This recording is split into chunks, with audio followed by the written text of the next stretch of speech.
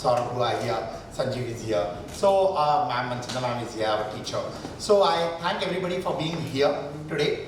So just to start off with, as I could see the emotions flowing when Avisha gave her vote of thanks, you could feel the emotions in her speech. So today happens to be the first anniversary of Asha Mathur ma'am. So I would request all of you to stand in 2 minutes of silence for praying for her soul.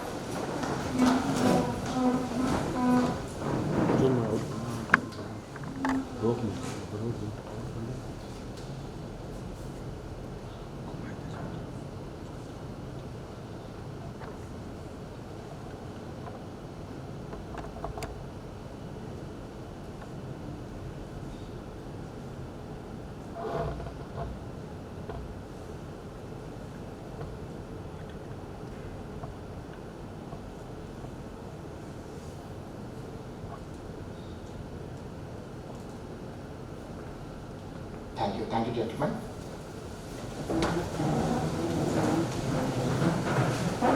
I'd like to start my oration by acknowledging my mentors.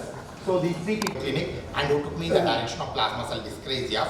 So today I will be talking about, I'm not going to bore you. I'm going to divide the topic into different versions because you are going to have eminent speakers talking about the disease in detail, but I will give you a quick bird's eye view. But more importantly, I'd like to touch everybody's emotions and talk to you as a doctor what we have been through our journey when we started our MBBS to whatever position that we have reached, what we wanted to do and have we successfully done it or not, and is there still an opportunity to do it or not. You see, Dr. Mathur is such a senior person, Manchanda ma'am, such a senior person. They still are trying to take forward their passion. So how can we achieve our passion and go towards that? I'll be discussing mainly on that particular part.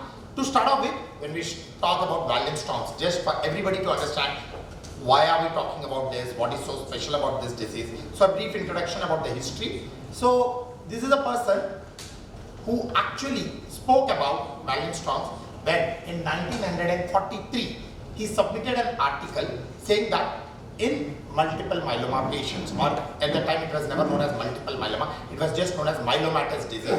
In myelomatous disease, the patient presenting with bleeding from nose, mouth, decreased level of fibrinogen and some swollen lymph nodes around, and the patient had got, when they did a bone marrow, they found a lot of plasma cells or plasma cell looking like cells and increased viscosity in the blood. This person said there is something wrong, and he said this could be a variant of a myeloma that could be seen, and that led to the foundation wherein people started realizing that there is something different, something new and some other disease which could be possible. And later this disease was named in his own name, in the name of valence storm, and it started people calling it as valence storms disease. Then later people started calling it as valence storms macro bigger globulinemia. Now this disease always looked for or searched for its own legal parenthood, because when you look at these cells, they are not truly plasma cells, but they are not very different from plasma cells. So it's something like this, wherein you have a combination of two different things, and if somebody says this is a horse or a zebra, so this particular animal is trying to look for, okay, I belong to which group, who is my parent. So to start off with, people put this under myeloma for a very long duration, from 1944 when it was first described to almost till 2000. They always labeled it as a type of myeloma or a plasma cell dyscrasia. But in 2000, the WHO, it classified this under non-Hodgkin's lymphoma, and because it was recognized that it is a type of lymphoma, lymphoplasmacytic lymphoma, they labeled it under non-Hodgkin's lymphoma. Now you might say, क्या फर्क पड़ता है? किसी में भी डाल दो, किसी भी group में डाल दो. How does it make a difference? It makes a difference because in medicine, all of we understand, we try to put disease into baskets, and a treatment for a type of basket remains to be constant.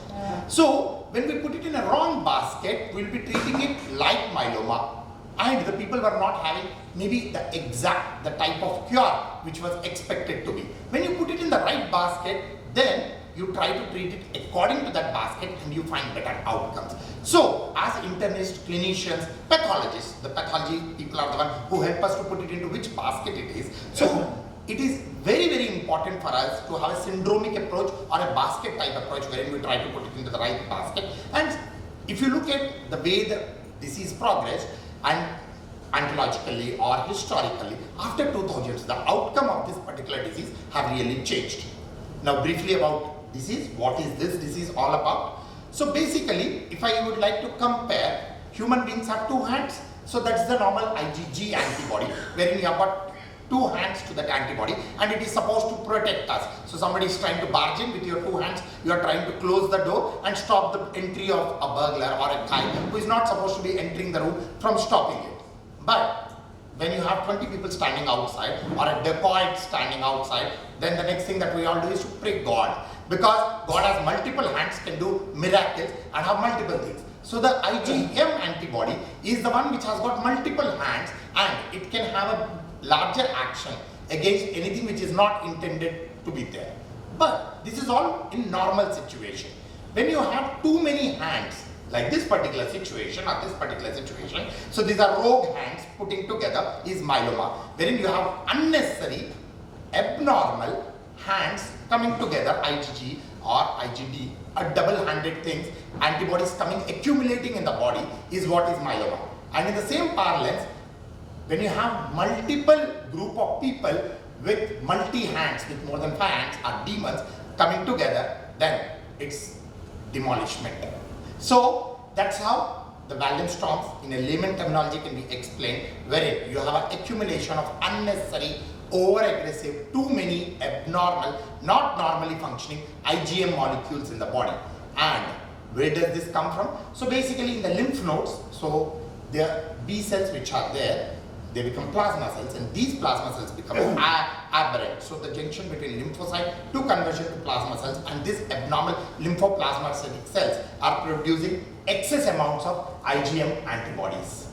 This on the left hand side is a normal looking marrow and the right hand side is a marrow which is packed with these lymphoplasmacytic cells and is leading to Waldenström's. Now, when we talk of pathology, in current era, do those archaic or old-aged pathologists still relevant to us who only comment on morphology and other things? Yes, they are. If you look at the correlation of the IgM and the bone marrow involvement, you could see that there is a linear relation. And if you see IgM and the plasma cells, there is a linear relation. So, it is very important to understand that the morphological disease involvement in the marrow, the percentage involvement, plays a huge role in understanding the severity of the disease. The commonest differentials that we talk about, because it had a doubted parenthood, is one, any myelomatous disorder. So the commonest myelomatous disorder is IgM myeloma, which is routinely confused with Waldenström's. The second, under the lymphocytic disorder, which routinely gets confused with this, are SMZL or a MCL or a follicular lymphoma. So certain groups of indolent lymphomas which can mimic a Waldenström. Now, after we have looked at the biology, a basic bird's eye view, and how this disease leads to problem because of excess accumulation of IgM, the next question comes, as a clinician, how will the patient come to me? So, as we talk about tuberculosis, Waldenström's is a great masquerader. It's a great mimicker. It can mimic anything and everything. And you can have different departments seeing this patient upfront. You can have an ophthalmologist with a decreased eye vision trying to evaluate, not finding anything. And thereafter he does a routine CBC and then the pathologist says, yeah, इसमें तो background में बहुत bluish hue है and there is a lot of rouleau formation, there could be something problem. So ophthalmologist can see it. Neurology is a very common problem wherein neurologists can see in a very neurological manifestation from neuropathies to polyneuropathies to when compared to thereafter to having a Winge-Neal sort of syndrome. So it can affect every part of the neuraxis from cortex till that of the muscle. So neuromuscular junction, it can affect at different locations. You can have rheumatological manifestation. Patient can come with just joint pains. You are evaluating for joint pains, you are not finding anything, and later you realize it is Waldenström's. Nephrological, it can present as from proteinuria to acute renal failure to CRF. Hematological, there is an array of hematological problems from cytopenias to cryoglobulinias to having abnormal coagulation abnormalities of the blood bank telling you that there is a difficulty in cross-matching. Oncological, patients can just come with lymph nodal involvement, enlargement and as a lymphoma manifestation. So you can have a varied manifestation and different consultants can be seen. Most of the problems are primarily because of this increased IgM, and this is how it can present with varied manifestation, which I just spoke about. Once we have spoken about the clinical manifestation, how do we diagnose this particular disease? So the most standard solution for that is to do a bone marrow and do a bone marrow immunophenotyping and try to pick up lymphoplasmacytic cells, and thereafter you are able to catch it. But as I told you, there could be a huge number of lymphocytic disorders or myelomatous disorders which can have a differential. So there always has been a search for any mutation or a biomarker by doing which you can just catch it, even if you do not have an expertise of a good pathologist with you who can report a bone marrow when there is a confusion. So people have been looking for this for a very long time. Can we find out one single mutation for this? And people were trying to find a needle in the haystack without realizing that there's a huge needle in the haystack which was always missed. And here, I would like to tell all the youngsters who are sitting here, particularly the postgraduates, when we talk about thesis being done, we all take it very lightly. We all take research very lightly. This particular mutation was found in just mere 10 patients. So one thesis student, he picked up all the cases of Waldenstrom's, subjected them to a whole genome analysis, and he immediately realized that everybody has one.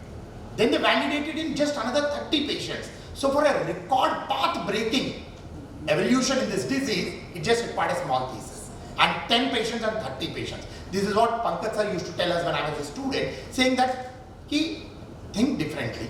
You don't require huge numbers, but till the time you don't explore things, you would not like to do things, experiment on things, you'll never come up with new solutions. So you look at this particular mutation which was described in mere 10 patients and thereafter validated in 30 patients, and now it has become the gold standard for diagnosing the patients of Waldenstrom's macroglobulinemia. So this is this mutation. I'm not going to go into the detail. This is the genotyping. So other than the MYD mutation, we have one more mutation which is CXCR4. Now, how do we finally diagnose it? So these are the essential criteria and the desirable criteria. In essential, you need to have bone marrow more than 10% of plasma cells and a characteristic immunophenotype, and desirable if at all. Why desirable? Because resource constraint setting, everybody might not be able to afford these particular mutations. So getting these mutations done, IgM levels done, could be possible. Based on that, we can have a diagnosis. Now, these mutations not only help in early diagnosis, but also on today's date, they dictate the therapy.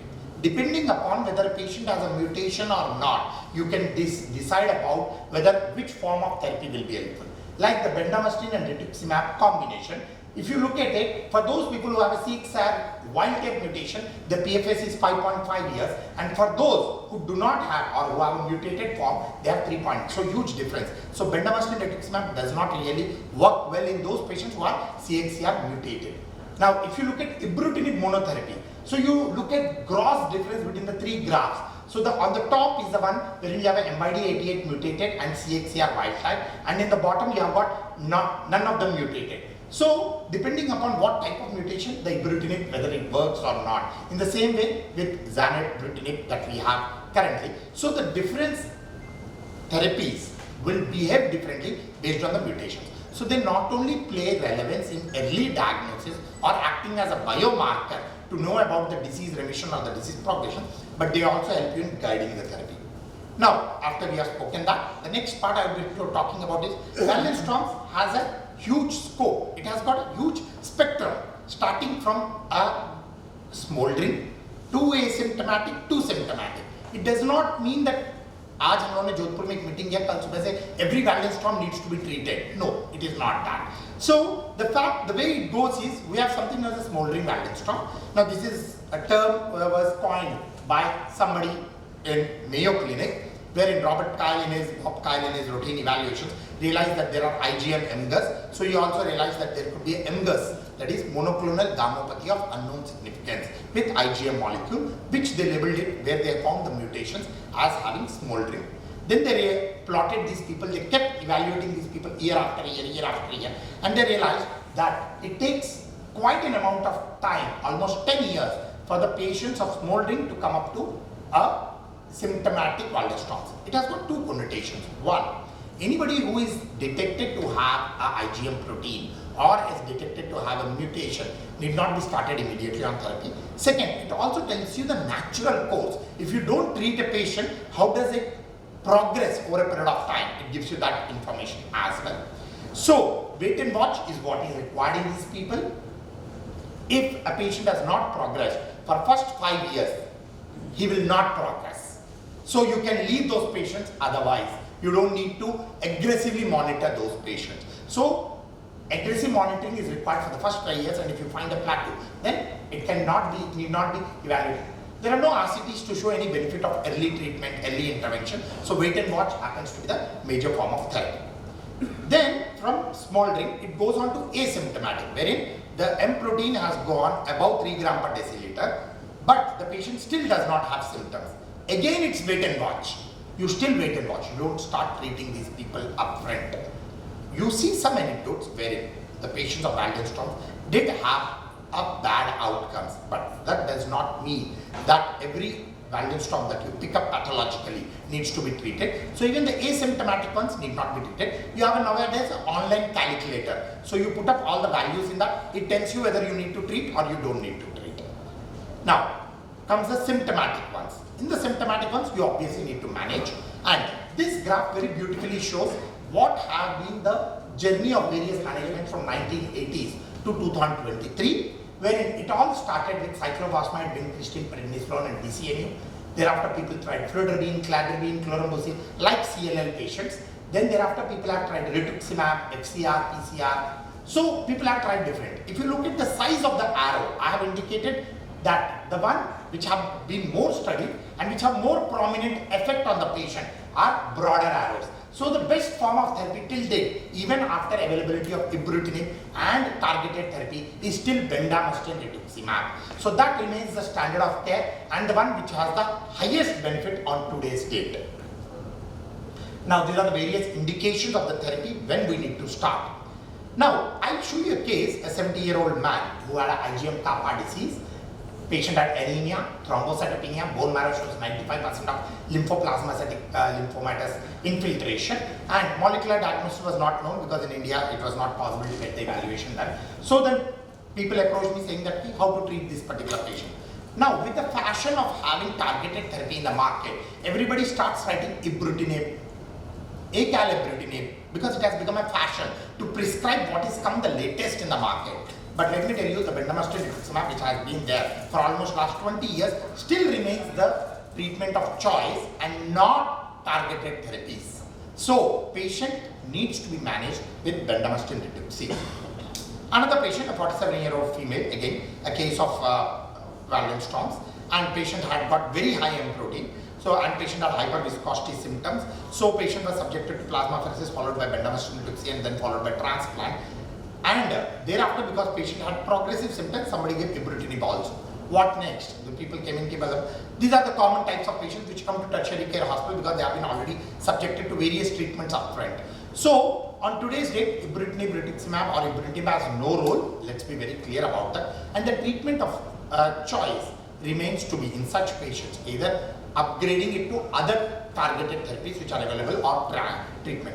I'll briefly get you through the way BR, bendamustine rituximab, which remains the standard of therapy, has been brought on. So people tried first because they confused it with lymphoma. So R-CHOP is the standard of treatment for lymphoma. So people compared it with R-CHOP, did not find any benefit. Thereafter, people tried with bortezomib or myeloma type of therapies, no benefit. Then people tried upfront ibrutinib, no benefit. And then finally, on today's date, the way people manage these patients are like this. I'll just show you this without wasting time. So this is the type of therapy that people try to treat with. So in a newly diagnosed Waldenström's, if you have less than 10% of plasma cells and you label it as smoldering or asymptomatic only observation, if there is IgM related neuropathy or patient has got hemolytic anemia, then or a cryoglobulinemia, you just give 1 cycle of rituximab. And if the patient has got aggressive disease, you give 6 cycles definitive treatment of bendamustine rituximab. So it's a treatable disease, and most of the times people have prolonged morbidities or a mortality because of delayed diagnosis rather than not being treated with latest molecules. So what is important for all the internists and the pathologists sitting here is to identify the disease earlier before a target organ damage has taken place. Because once a target organ damage has taken place, most other times it is irreversible. So it is important to pick up the disease in time. Now this is how we treat salvage or relapse refractory things, and second or later relapses. We have got other drugs which are coming. Now this slide, I have not brought it to confuse people or overwhelm people, but it is just to tell you that there is a lot of research going on in this area, and there are so many molecules which are being tried. So it's not end of the road. You have got so many other options which can be used for treating these particular individuals. This is how you prognosticate. Now, the last aspect of the Waldenstrom's before I get on to the second part of my lecture is the special features. Some patients can present with something known as a Bing-Neal syndrome, wherein patients present with severe headaches, confusion, and SOL, CNS space-occupying lesions, and it is because of Waldenstrom affecting the brain. And Waldenstrom, because it's a lymphomatous disorder, it can progress to DLBCL like CLL, and it's known as Richter's transformation that can take place in Waldenstrom's as well. So this is what about Waldenstrom's and the various summary of the Waldenstrom's. Now, I would like to take you on to the second part after explaining briefly about Waldenstrom. Now, every part of it what I have spoken are going to be spoken in detail by eminent speakers over the next 3 to 4 hours. So, I will not get into too much of details about that. But I will take you to a different aspect which we all need to introspect over the next 10 minutes is when I started, my motivation for Waldenstrom's came when I did my fellowship at Mayo Clinic in US, and I wrote an article about new developments in management of Waldenstrom's. And that was when Dr. Mathur gave me a call and asked me how to go about treatment and everything. And then I consulted in return with my mentors at Mayo, and that's how I started getting associated with Mathur and Asha Mathur ma'am in 2017. So that was the first time sir gave me a call, and then sir requested if I can come over, and I came out to Jodhpur to have a look at ma'am and the way sir managed her. Like that was one teaching lesson for me, because the next few slides I'm going to show how turning point in life for every individual. There is certain turning point, and sir was one turning point. So in doctor's journey, when we talk about our journey, all the people who are sitting in this hall, we all thought when we became doctor that we will win over diseases, किसी को बीमार नहीं होने देंगे.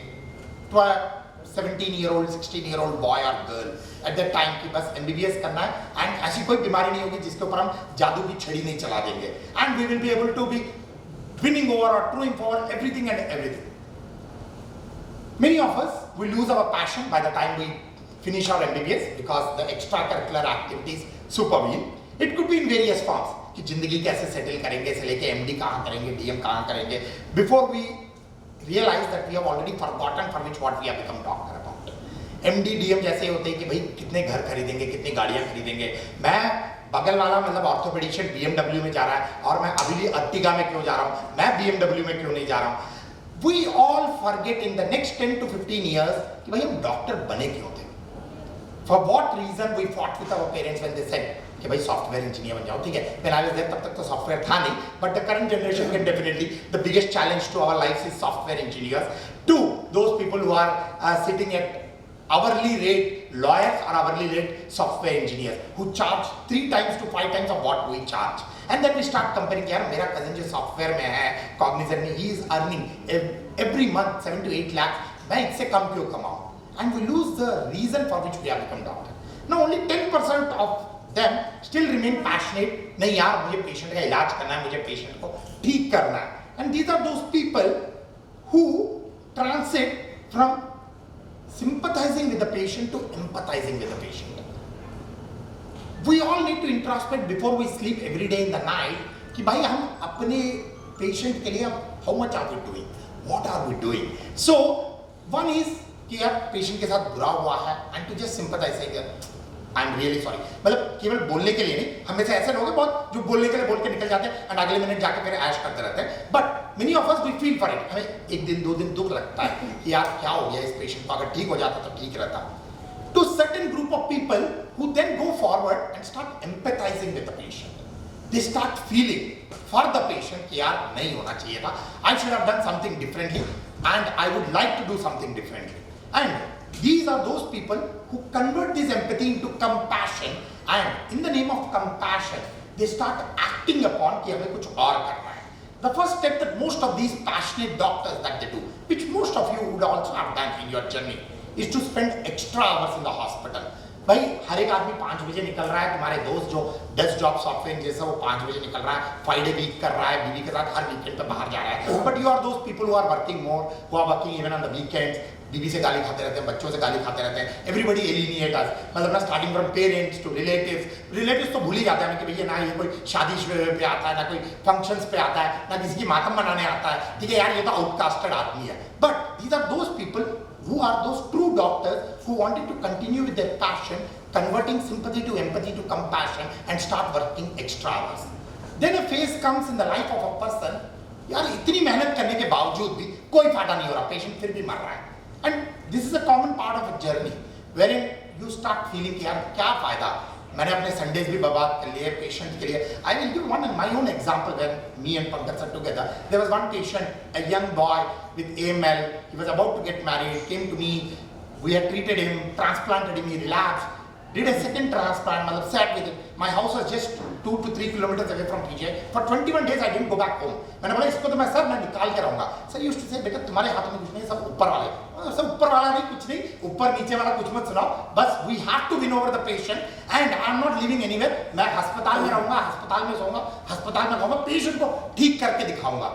The maturity told me relax, but still we all do that. And then finally the old person or the people with grey hair, he doesn't have grey hair, he dyes it, but the fact is, the point is the people with grey hair have that maturity, says कि it's okay, but you get into dissent, you feel कि यार कोई फायदा नहीं है, इतनी मेहनत करने का भी कोई फायदा नहीं है, इससे तो अच्छा हम संडे, सैटरडे, फ्राइडे बीवी के साथ घूम लेते, कोई फायदा, इससे फर्क नहीं पड़ता. But you know what, you need to get on to the next stage, you need to go on to feel कि भाई when you really want to win over a disease, it's not in the hospital, it is outside the hospital. And that can only be done when you upgrade yourself to the next level of a community outreach, where you would say, I will hit the disease before it has become severe enough for the patient to come to the hospital. Now, if you see most of the senior doctors who have retired, they all go into this voluntary service, they all go into doing this, कि मैं field में जाके काम कर रहा हूँ, villages में जाके काम कर रहा हूँ, और people doing all this things and all the youngsters keep laughing at it. क्या बेवकूफ आदमी है यार, कमा भी नहीं रहा है, इतनी मेहनत की, इतने खर्चा किया, आजकल तो PG is 1 crore and DM is 3 crores and उसके बाद जाके गांव में बैठा हुआ है, क्या फायदा हुआ. But if you are truly compassionate to your patients, that's where you have to hit the disease. So that's where this community outreach starts. And how to do the community outreach is to come in together, collaboration. You can never do it as an individual. You need to combine hands, join hands. Join hands means not two physicians together. A physician with a pathologist, with a community specialist, with so different specialities need to come together to get over this. Then you need to define your goals, because once you start doing these abstract things which are never defined in our MBBS curriculum, PG curriculum or DM curriculum, you don't know how to progress thereafter. एक लगेगा, everybody can boast, हाँ मैं गया था एक camp लगा के आ गया, ठीक है, I did one camp of anemia. There are doctors who claim कि मैं गया था दिल्ली से, big hematologist, मैं एक anemia camp करके आया. He is not doing anemia camp, he is actually baiting fish. वो पेशेंट उठा रहा है ताकि उसके पास वापस सारे पेशेंट्स दिल्ली आ जाए. But when you start actually doing a true camps, true things, you need to make a team of yourself and you need to define your goals and a definitive goals. A goal has to be smart, specific, measurable, attainable, reliable and targetable. So you need to have a smart goal for getting into this, and then thereafter you formalize the efforts into different verticals. And this is how the Indian Myeloma Academic Group started. We started with this abstract thinking कि we have to hit myeloma or plasma cell dyscrasias in our country. And as Pankaj sir just give you a brief, at that time everybody laughed at us. यार hematology की कोई औकात नहीं है, तुम एक hematology का एक छोटा सा टुकड़ा लेके तुम बोल रहे हो कि भैया इसके ऊपर तुम बहुत कुछ करोगे. But you need to have like-minded people. You need to have people to come together and say कि नहीं हम करेंगे. These are our goals. पहले साल, दूसरे साल, तीसरे साल, चौथे साल. And then you define your verticals, and we defined our verticals. Education, where we thought we will educate healthcare professionals, we'll educate students, we'll educate practitioners. And every year, let me tell you, in the last 7 years, we have helped more than 500 PGs and DM students across the country for various projects and fellowships across the country. We helped almost around 2,000 practitioners in 7 years in different conferences and trying to educate them. And in our conferences in Image, we don't have anything outside the halls. No going around the city and all those things. गाड़ी वाड़ी नहीं मिलती है, उसको hall में ही बैठना पड़ता है सुबह से शाम तक सुनने के लिए. And we tell them कि भाई this is how you treat. And for every conference of us, we make sure that 10 to 15 international experts who are sitting from morning to evening to interact directly with the people and clarify doubts for the people. That was our first vertical. Second vertical, patients. At the end of it, whatever we are doing is for patients. We forget that. All of us forget that during our journey.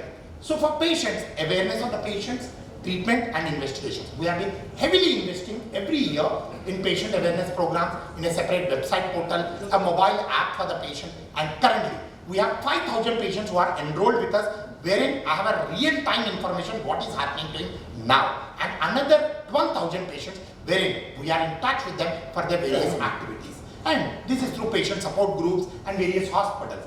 Now we are also helping treatment. So we started off with 1 patient transplant support, to 5 patients, to 10 patients. Last year we supported 14 patients for transplant.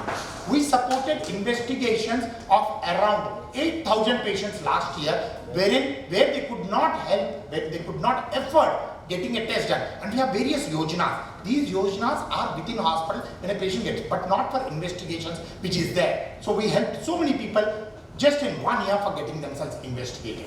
The next part was national data. When we put up to anybody, when we put up to policy makers, we put up to anybody, is there any problem? Yeah, तुम्हारी problem के magnitude बताओ. That's the first common question. If I tell a vice chancellor, I tell the principal of a college, I tell an administrator, an IAS officer, यार तुम्हारी magnitude कितनी है? But हमें अपनी magnitude पता ही नहीं है. पूरे valence storms US में साल में 2000 होते हैं. But our estimate is हमारे उससे ज़्यादा होंगे because we have numbers. Our population is huge and it's very under recognized entity. Leave about valence of any part of the disease. So in our country, the biggest problem, whichever specialty you are interested in, whether it is diabetes, अगर कोई मुझे diabetes का true prevalence बता दे, government prevalence is 10%. But let me tell you, we just finished a project in Nandurbar district wherein I screened 3.8 lakh people, door-to-door screening, and the prevalence is 48% of diabetes in our country. And if I look only above 45 years of age, it is 58%.